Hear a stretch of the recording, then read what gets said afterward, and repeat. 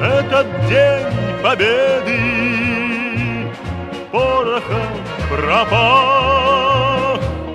Тысячи портретов ветеранов в руках их детей и внуков, тысячи историй героев войны. Так ежегодно проходила одна из самых трогательных акций, посвященных Великой Отечественной войне – «Бессмертный полк». Но из-за эпидемиологической ситуации в стране шествия отменили. Тем не менее, «Бессмертный полк» пройдет в онлайн-формате. Для того, чтобы увековечить память участников войны, создан специальный интернет-ресурс, с помощью которого каждый желающий может рассказать историю ветерана, разместить его фотографии и данные. Вся эта информация потом обрабатывается и будет в нескольких местах выходить. Первый – это сам сайт победа.srs.kg, где раздел «Бессмертный полк». Там будет полностью фотографии, плюс им даваться информация об этом ветеране.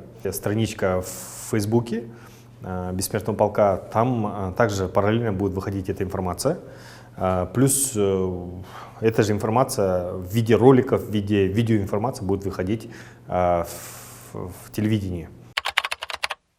Чтобы принять участие в акции, нужно зайти на сайт 1945.srs.kg, нажать кнопку «Принять участие». Следуя инструкции, можно ввести анкету участника войны. Поля, обязательные для заполнения, помечены звездочкой. Отправив анкету, необходимо запомнить код, по которому затем удастся отследить статус заявки. Министерство культуры при обработке могут отклонить. При отклонении эти заявки поступают на почту человека-заявителя с указанием мотива отклонения. То есть человек может узнать, при каких обстоятельствах ему отклонили заявку. С учетом того, что акция пройдет в онлайн-режиме, организаторы уверены, что участников в этом году будет намного больше, чем в прошлом. Facebook, Instagram. Можно выставить информацию о своем ветеране, фотографию, документы, вообще свои воспоминания, историю, может быть, какой-то даже музыкальный номер, прочитать стихотворение. И нужно поставить 2 хэштега обязательных для этой акции. Это первый хэштег «Решетка», «Бессмертный полк», онлайн. «Бессмертный полк дома».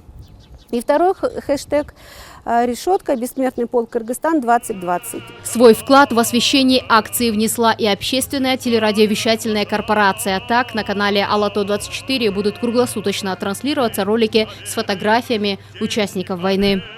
На сайт Бессмертного полка поступило около 3000 фотографий, которые мы обработали и уже выдаем в эфир. И завтра ролики с фотографиями участников войны будут транслироваться на канале Алато-24 как мультиэкран и в полноэкранном формате.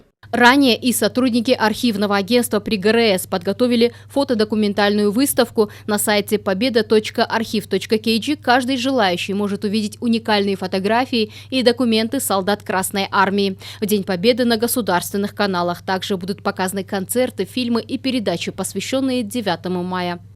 Нургуль Саматова, Елена Ткаченко, Эльдияр Асанбаев, Алато-24.